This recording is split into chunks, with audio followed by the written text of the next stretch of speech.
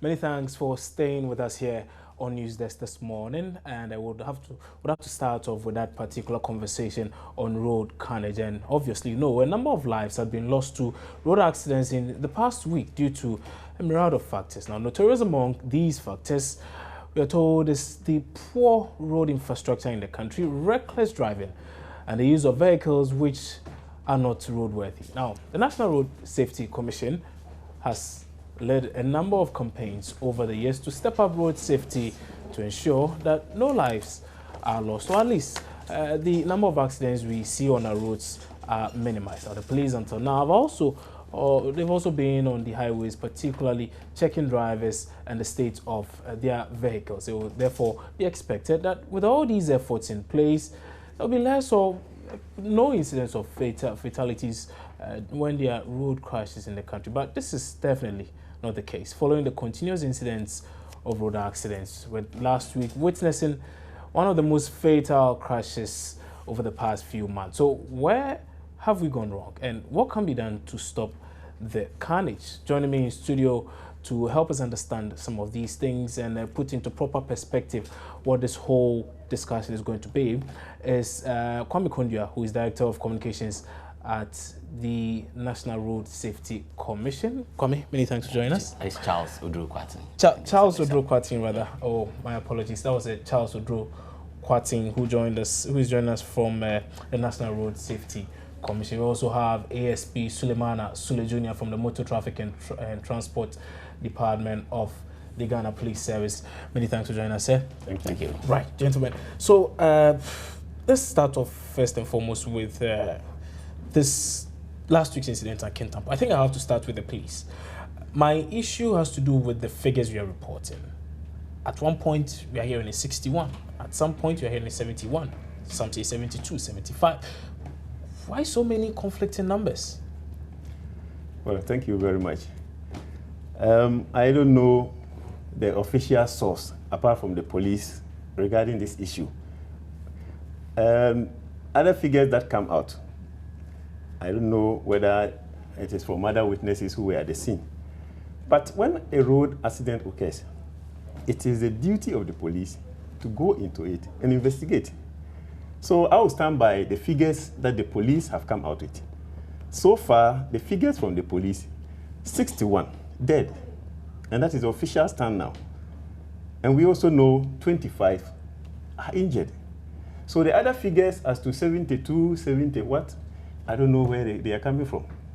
Medical officers have given us numbers that go as high as 72. Medical officers, these are people who are taking care of some of the injured persons. Is it possible that the police might have lost track of some of these persons who got injured in the accident, were considered as some of those who were injured and have probably died? You see, if you are taking the figures from the hospital, the difficulty may be that there may be some other accident victims that have been brought there, not maybe long before those people were being brought in. So that if you are counting, you see, so the hospital figures actually, well, I cannot say it's not true, but with the police investigation so far conducted, the figures we have is what we still stand by. Okay. You are with the MTTD. You are to ensure that some of these things do not happen. Even if they will happen, I mean, it ought to be minimized. I know you've been doing some work, but from the look of things, it doesn't look like your work has been good enough. Well, I will disagree. The fact is that road safety is a shared responsibility. No individual or institution can handle road safety alone. So we all have to be involved. When this incident happened, people started talking about the role of passengers. Yes, the police will do their bit, but it behoves on all of us putting all those bits together to ensure safety on our roads. So we are doing our best. We are collaborating with other stakeholders. We do what we call outreach education programs for drivers. We do same at lorry stations, even for the interest of passengers. And we go to various institutions to give them road safety tips. And I know the DVLA, together with the National Road Safety Commission, we are all doing this together. But when the driver is behind the wheels, you can give him all the education. That decision of how to use the road is left to the driver. You can go and then give the driver the education. When you get to a turn, per the road traffic rules or the highway regulations, you are not supposed to do this. But then they go ahead to do that. So that decision is for the driver. And that is where the role of the passenger also come in. When the driver is doing something that, in your own judgment, will not be safe, you have a duty to voice it out. To tell the driver that, hey, please slow down. The problem we have is that there are some other people, when even a passenger tries to raise an issue, then you find some other passengers who will be kicking against him, trying to call the person either a witch, a wizard, and all those things. And so sometimes they say cow some of the passengers, even if they want to say something, then they keep quiet. Okay, I'll be coming to a lot more specific things, particularly as pertains to the MTT, because most of the time we do see your men on the ground on most of the roads, on the highways and all, but there's a peculiar problem I want us to talk about. We'll be coming to that shortly, but let's now go to the National Road Safety Commission. So really, what's your role in all this, ensuring that we do not have such carnages on the roads? Thank you very much. Let me say good morning to our cherished viewers, and also say we are very grateful for all that you are doing to support the work of the National Road Safety Commission. As Commander said, the work of the National Road Safety Commission is a very tedious work, and it's a shared and a collective responsibility. It means that we all have a role to play as road users. As per our mandate, the National Road Safety Commission is to ensure and coordinate road safety activities in the country. We are to educate road users on what they are supposed to do on the road. We are to ensure that infrastructures are put in place to ensure that our roads are also very, very safe. With this, we try as much as possible to make sure we get the message to everyone, all road users, passengers, drivers, pedestrians, cyclists, motorcyclists, and everyone. What we mostly do is that the aspect of education, which is the responsibility of the National Road Safety Commission, we take it out to them. After that, we are not at wherever you are. So if, for instance, I come to your lorry station... So you're saying, in other words, what you're saying is that the best you can do is just to talk. Not to talk, but give you training, let you understand that this and this is what you are supposed to do. That's talking. So after that, the rest depends on you. You have a responsibility to put into practice what we have given you, the information or the knowledge or the education we have given you. So mostly we say that our work is just like a man of God in the church or the imam at the mosque. So you can just we tell you the good things. We tell you that when you are driving, you are not supposed to drink. We tell you that when you are driving and you are tired, you are supposed to take some rest. We tell you that you need not to do wrongful overtaking. We tell you that you need to maintain your vehicle. When we are done, the rest as an individual, you as an individual, you would have to take them, stick by them, and put them into practice as a road user. So this is the problem. Is it that these drivers who engage in some of these acts probably drink while driving or engage in unnecessary overtaking and all? Are you telling me they do not know all these things you say? They do know them. Exactly. They are taken through training on these issues. So but it has to do with their attitude.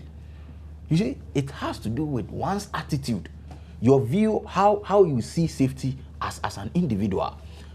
So if you do not appreciate that you have a major role to play, a responsibility to ensure that you sit behind your wheel, you do the right thing, then the work becomes very difficult for us. The police might be there to arrest. The police might be there to stop you on the road, tell you that do this and do that. But when you move away from the police and you do something which you think you are comfortable with, then you endanger the lives of passengers, or you endanger the lives of other road users. So mostly, we need to put into practice what the National Road Safety Commission, the police, MTT, and a major other stakeholders. So you narrow it down to attitude. Fantastic. Attitude being the problem. That's a major role. Is the National Road Safety Commission considering any options at tackling the attitudes of drivers, particularly here in Ghana? What we are doing currently has to do with an idea which has to do with social marketing, trying to talk to or trying to appeal to the emotions of drivers, of other road users. So sometimes we use fear arousing messages, let them understand that when you drink and drive, these are the dangers associated with them. So when you see all these things, No, you have spoken about all that. I'm just trying to find out whether, aside all these things you preach, yeah, exactly. whether there's a particular module you people want to implement that's targeted at the attitudes of these drivers. With that, we look at enforcing, putting in much effort in terms of enforcing. How do you plan on enforcing? We collaborate with our stakeholders. The MTTD, they are a major stakeholder when it comes to issues concerning road safety. So even if you are refusing to abide by what the LI says as a road user, the police or the enforcement agencies will be there to ensure that you do the right thing. Okay, so let me go to ASP Suleiman too. Since you have spoken of enforcement, ASP, how challenging is it enforcing some of these things, particularly getting people to do the right thing on the road? Yeah, thank you very much. He has just talked about attitude. That has been a major concern. For example, if fatigue driving is an offense under the road traffic regulation, the police is not going to be in the driver's body. So the regulation says that you don't drive more than 4 hours continuously. It means that every 4 hours continuous drive, you have to break for at least a 30 minutes rest and then continue. That is if your journey is going beyond the 4 hours. The problem is, how do you determine what time the person started? You may ask the person when you stop him, oh, I started from Accra this time, but when I got to Nkoko, I stopped there. Let's assume that the person is heading to the north. And then I also stop at Kumasi. So if you look at it, you can't say the person, even if what the driver is telling you may not be the truth, but it will be difficult for the police who is either on the road to enforce this thing to be able to do this. I know the National Road Safety Commission tried to introduce some logbooks where from the start point, you enter the time and everything, so that when the police even stop you, based on the time you set off, at least you'll be able to get some information as to what time the person started. And then another challenge is, as I said, is about the passengers. When you even get on board the vehicle and try to ask them, difficult to get information from them. They don't want to say anything because they think that after you have left them, not even after you have left them, they are still going to be on the road with the driver. And then other passengers who may not be comfortable with whatever he or she might have told the police, will be attacking that person. So this attitude actually is the problem that we are facing. So the police... So you're saying your only challenge... No, I'm still coming to that. I'm still coming. Right. I mean, this is just one aspect that I've spoken about. The other challenge is that, you see, the police cannot be everywhere. At least even when we go on the road, we have got designated places. When we go on the road to see to the enforcement of speed limits, we have places where we are supposed to stand. You can't go and stand in a bend. You can't go and stand in a bend. So it behoves on you, the driver, when you are speeding and you are getting to a bend, to slow down. So the police cannot be there to stop you. That is another lesson. So it all, as we said, comes to attitude. So another aspect is, for the police, yes, when we get you arrested, we have to take you through the due process. And that is the system that we have currently, is to process you and to ask you to go to court. And that's a particular area where a lot of people seem to have issues with. Yes. Corruption in the police. Yes. Some say it is very common on the highways, particularly if you are to meet any police on the highway, maybe you're traveling, and then there's something that you probably have done something slightly wrong. One would put it in that context. And then the police arrest you. Then you know, they just say, okay, you know what, just give me something and let me let you go. See? The laws are there for everyone. And if you look at the position of the law, the giver and the taker, the person who is even offering the bribe in the first place, is committing an offense. So these are the things that we have to let people know. The police will not stop you and dip their hands into your pocket. But what if they demand? So that's what I'm saying. When they demand, you refuse it. You see, if you look at it, People should stand to their It's your word against that of the police officer this who is has what I'm arrested saying. you. No, but the police officer is not the final judge. The police officer will process you, will ask you to appear before the court. At the court will take your evidence and that of the police. So let me just let's use a hypothetical situation. Yes. You arrest me while driving. You claim I'm over speeding, and then I tell you, you know what, I'm really late for something, so please let me go. And you say, okay, you know what, then give me something, then I can let you go. If I should give you that money, what shows I gave you money? What's the evidence I'm going to present in court? It is unprofessional for any policeman to say, okay, you know what, just like you have said, give me something and then continue. It's unprofessional of any policeman to do that. Yeah, we know of a lot of professional things your people are supposed to adhere to. They don't. The person tells you he has arrested you, tell him what is the next procedure. And then also just go by that. Let's be law-abiding. And that is why some of us were very happy when we were moving from the point of processing you and asking you to go to court to the issue of spot fines. You see, that one other challenge is that when you even process the person may not be asked to appear before court the same day. You will have to give the person time to appear before court. And sometimes, in between the time you have given to this person and the time the person is to appear before court, there may be some interference from certain courts. That may also delay the whole What do you mean by interference from certain courts? For example, you ask the person to go to court, and you tell the person in 3 days you have to go to court. And somebody comes in. It could be you. It could be I don't think I'm that influential. Well, when I say somebody comes in and you say so you're it not could even influential, be someone high up your rank in the police. Yes, okay. or even from any sector of the society, including the police. Yes, okay, including the media people as well. You come in and then you say, okay, this is our driver. We have actually dispatched this driver to go to Tamale and come. You are asking the driver to come in 3 days. The 3 days, the driver cannot come. So you have to extend the time. That's their plea. You extend the time beyond the time that you wanted this. And you know definitely, I mean, there's this popular maxim that justice delayed is what?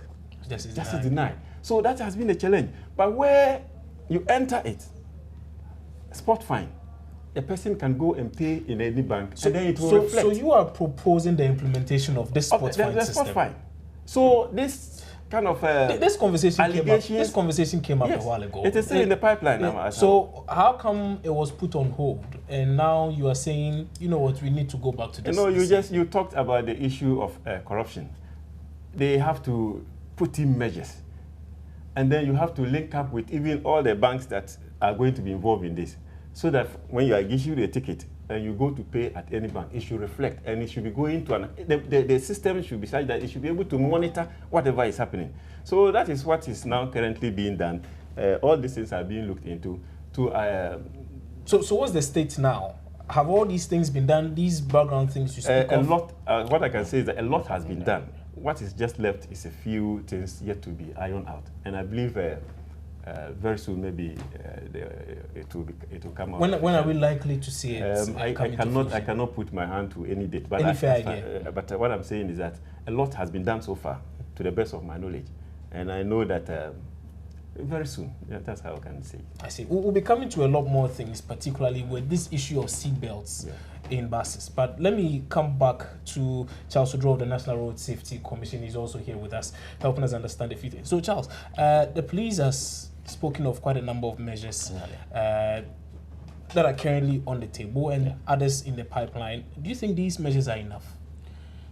For the measures, we believe strongly that in as much as the police, the DVLA, the National Road Safety Commission, the Ghana Highway Authority, Urban Roads, we are all working together as a team to ensure that our roads are safe.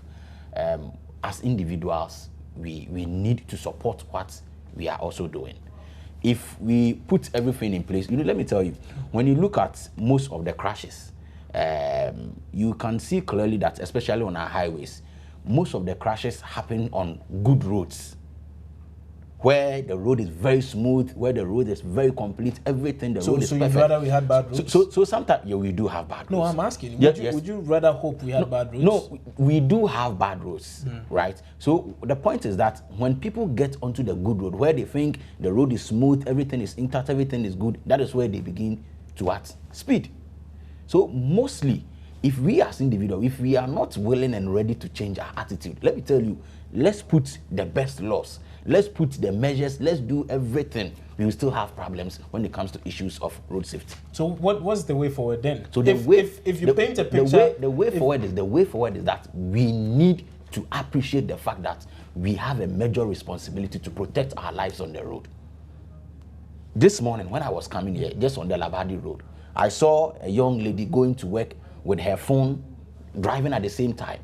I got closer, I told her that what you are doing is very... She looked at me, even looking at the sticker, the logo on my vehicle, recognizing that this person is doing what he is paid to do. She looked at me, rolled the windscreen up and left.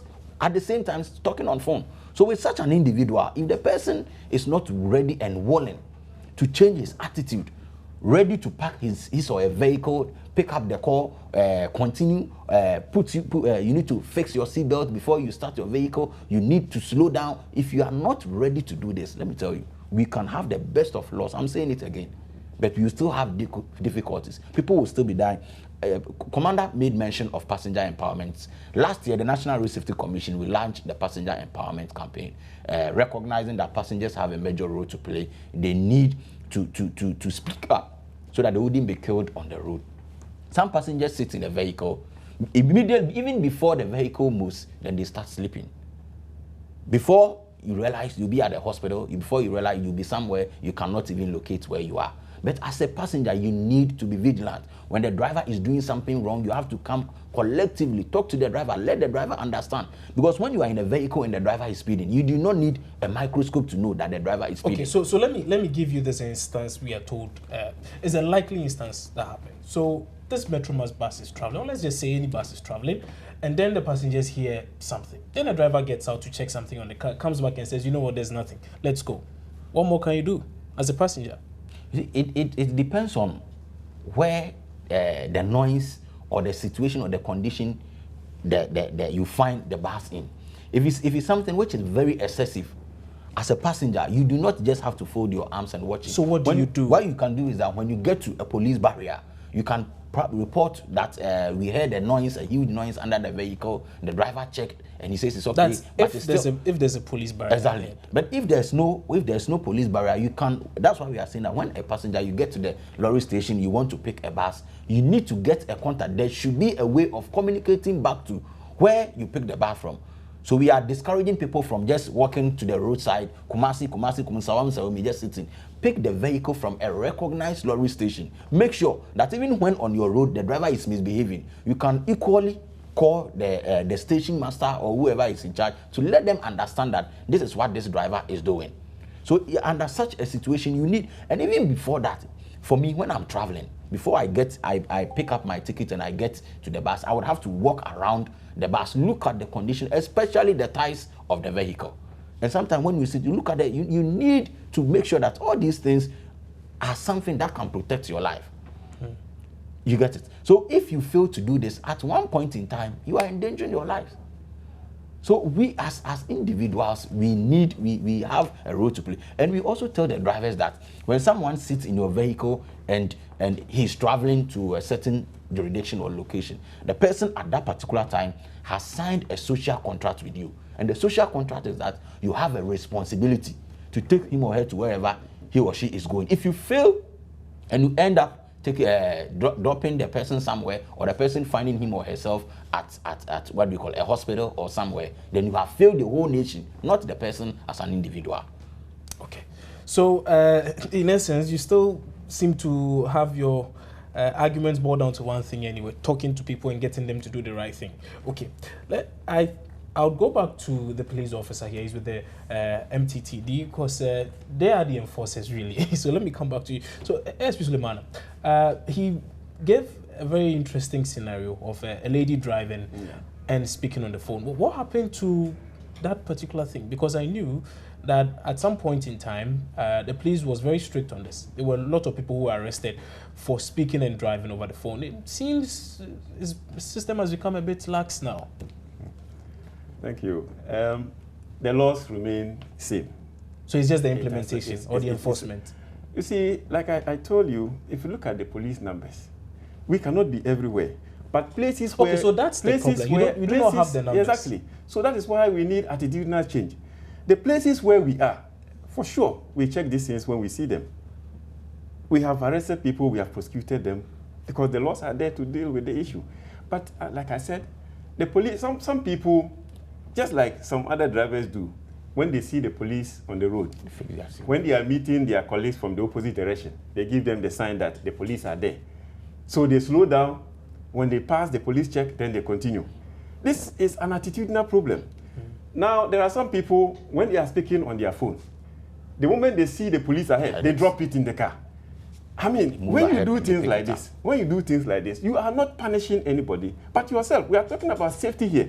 You see, so it's about time that we all take responsibility for our actions or inactions on the road. So that when you do the wrong thing, and then you are arrested, don't say that because the policeman hates you, or maybe because the policeman wants something from you. No. What should come into your mind first is that it's safety. The police is concerned about your safety. We have a duty, we have a responsibility to ensure that our roads are safe.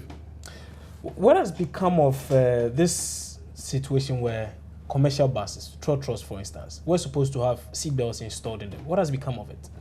You see,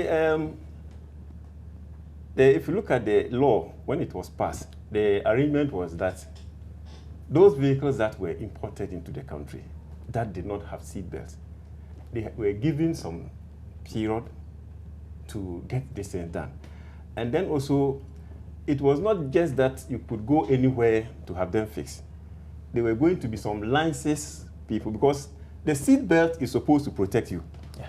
And therefore, if you ask anybody to just go anywhere and put seatbelts, we are going to have twines in these vehicles which will tend later to be hanging people instead of protecting them.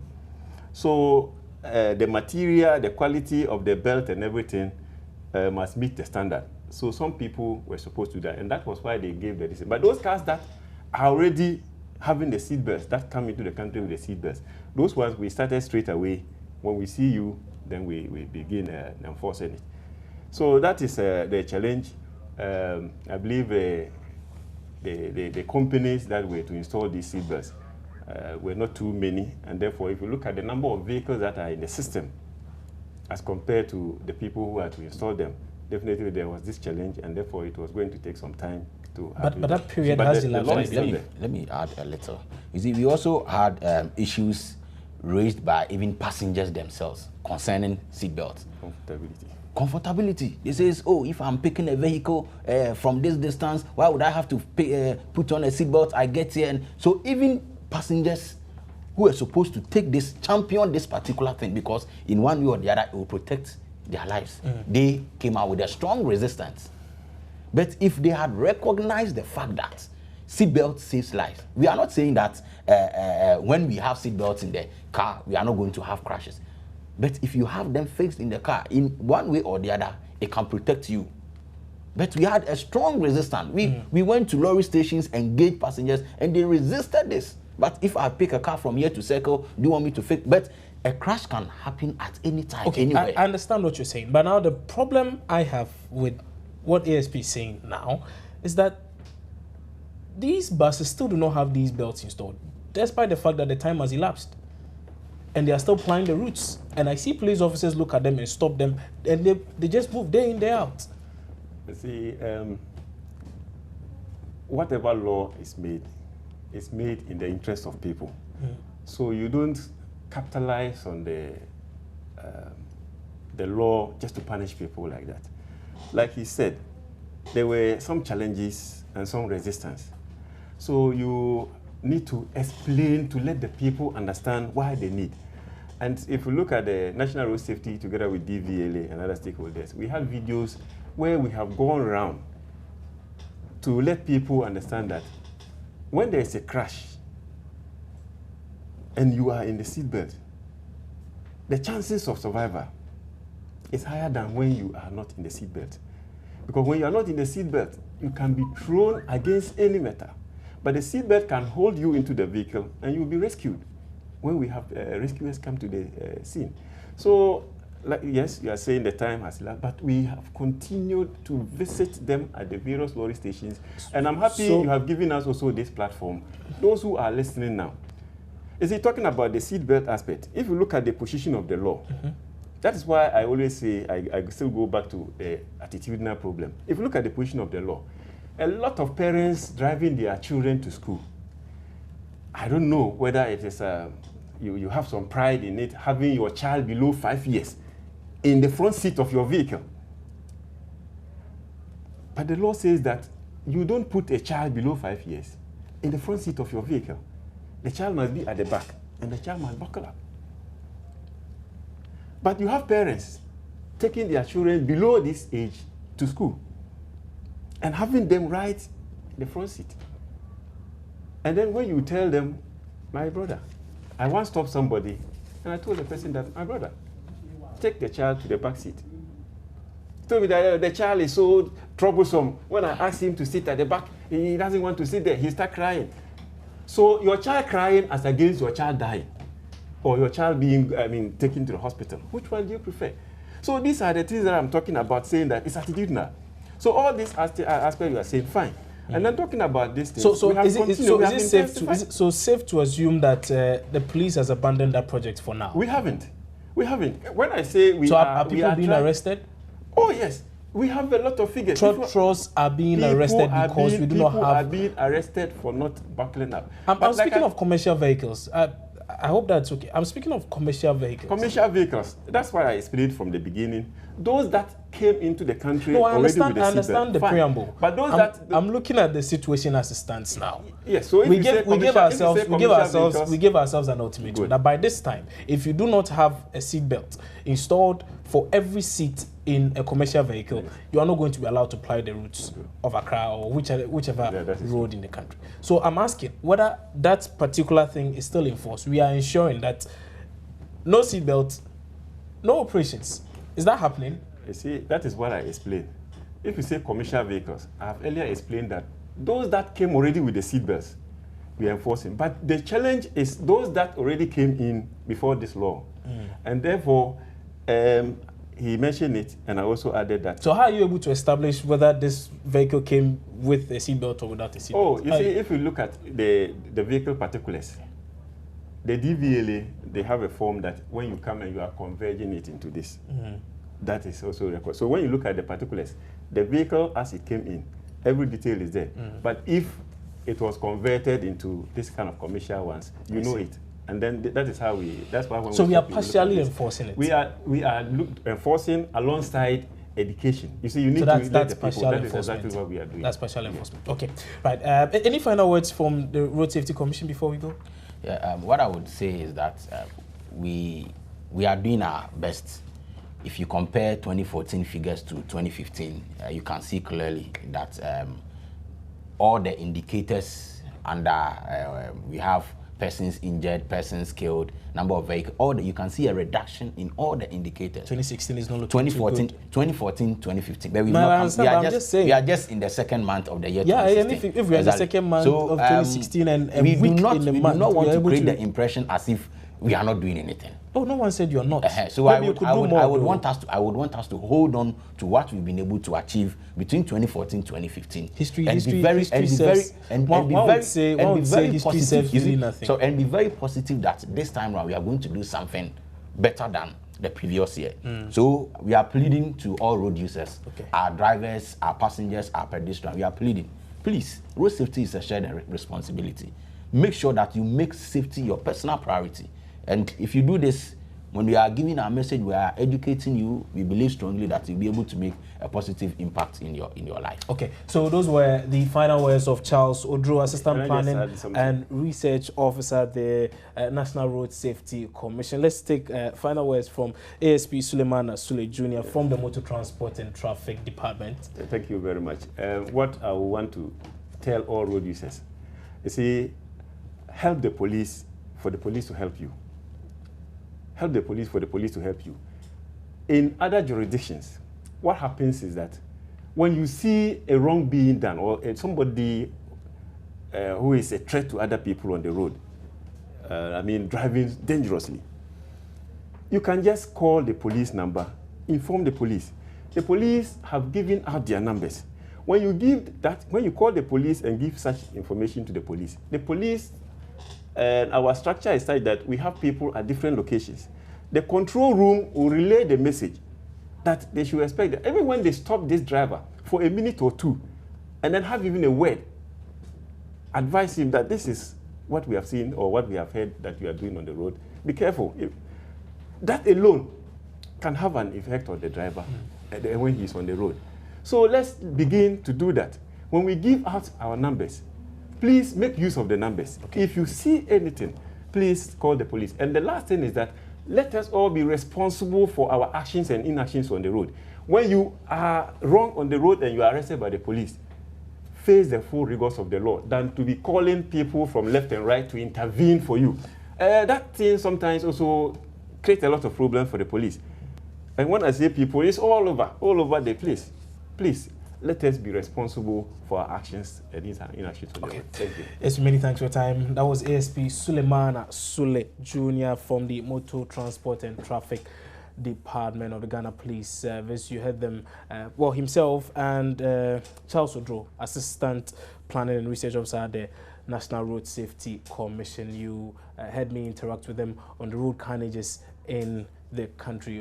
I mean, we've had a few over the past few weeks or so, not so pleasant, but let's just stay on road carnage. And the Driver and Vehicle Licensing Authority says drivers must prioritize the routine maintenance of their vehicles. The director in charge of the Greater Accra region at the 37 office, Noah Tetemati, cautioned drivers against waiting for law enforcement agents to point out faults on their vehicles before going to fix them. Now, he was speaking on the AM show hosted by Mamavi Usoboji and Roland Walker. We as drivers and vehicle owners, we need to be a little bit responsible. Please, do we have to wait until a policeman comes before you go to repair your faulty headlights? Do we have to see the policeman on the road before we do the right thing? What about your responsibility also? No, our responsibility as an authority, that's DVLA. We issue driver's license. We issue roadworthiness certificates. These two things, as at now, we do it and do it diligently. Formerly, it was the Accra, for instance, 37 office alone that was issuing roadworthiness certificates. Now, we have seen the essence of trying to widen the scope and also making sure that vehicles are tested and tested properly. So now we have brought in private testing stations to help us do this. And for now, vehicles that ply our road or vehicles that have genuine roadworthiness certificates go through thorough test. How do you do your coordination with the other partners? Because it's critical. Really, it is. Because you give a roadworthy certificate today and tomorrow the car is involved in an accident. As at now, the DVLA has got a task force unit. You do? Yes, we do. When did you start operating that? Well, that has been some time. It's been a long time now. Tell us about it. The task force unit goes with the MTTD, National Road Safety Committee. Now, what we do is every week we go out onto the road 3 times every week. And when we go around, we check regulatory vehicles, we check those who drive without license, we check those who drive with underweight license. And for some time now, this task force operation has been working and it's really helping. Well, that is what we do with other stakeholders to bring sanity onto the road. You're watching News Desk here on your Joy News channel on Multi TV. We're taking a break. We'll be back shortly with some more news. Don't go away.